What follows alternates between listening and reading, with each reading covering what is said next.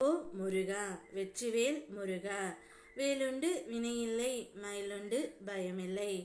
என் அன்பு தங்கமே, இனிமேல் நான் உனக்கு வாக்கு சொல்ல மாட்டேன்.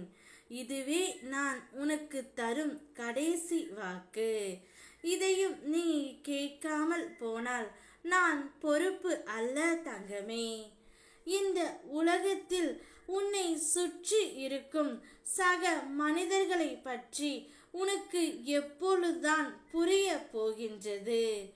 ஏன் எல்லோரிடத்திலும் பாசம் வைத்து உன்னை நீயே வெறுக்கும் அளவிற்கு போகின்றாய்?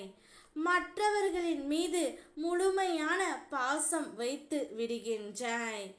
ஏதாவது பிரிவு ஏற்பட்டால் நான் தான் தவறு செய்து விட்டேனோ, எனக்கு மட்டும் ஏன் இப்படி நடக்கிறது என்று உன்னை நீயே வெறுத்து கொள்கின்றாய் தங்கமே.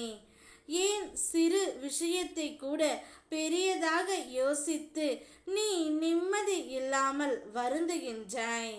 உனக்கு வெளியில் இருக்கும் கஷ்டங்களை காட்டிலும் உன் மனதில் நீ யோசிக்கும் எண்ணங்கள் அதிகமாகவே இருக்கின்றது. மற்றவர்களிடம் இருந்து எதையும் எதிர்பார்க்காதே தங்கமே. மற்றவர்களின் அன்பிற்காக நீ ஏங்கி நிற்கின்றாய். கிடைக்காத அன்பையும் நீ எதிர்பார்க்கின்றாய்.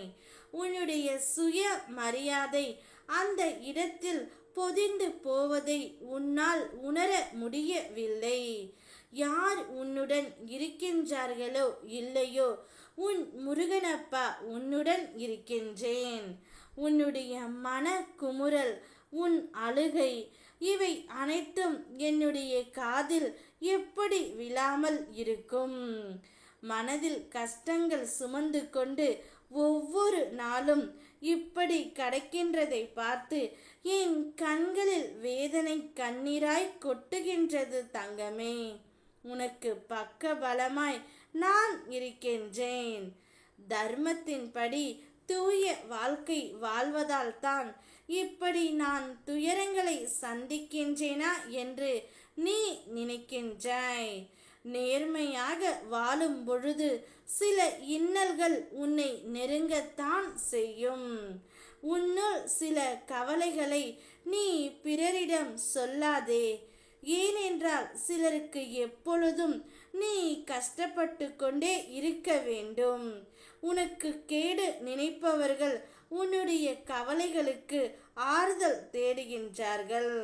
அப்பேற்பட்டவர்கள் உனக்கு முன்பாக உதட்டளவில் வருத்தம் தெரிவித்து மனதளவில் உன் துயரங்களை கண்டு மகிழ்கின்றார்கள் தங்கமே.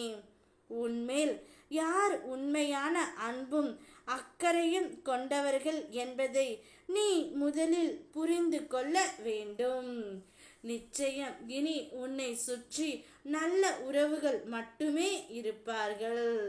நான் இருக்கின்றேன். ஓ முருகா, வெற்றிவேல் முருகா.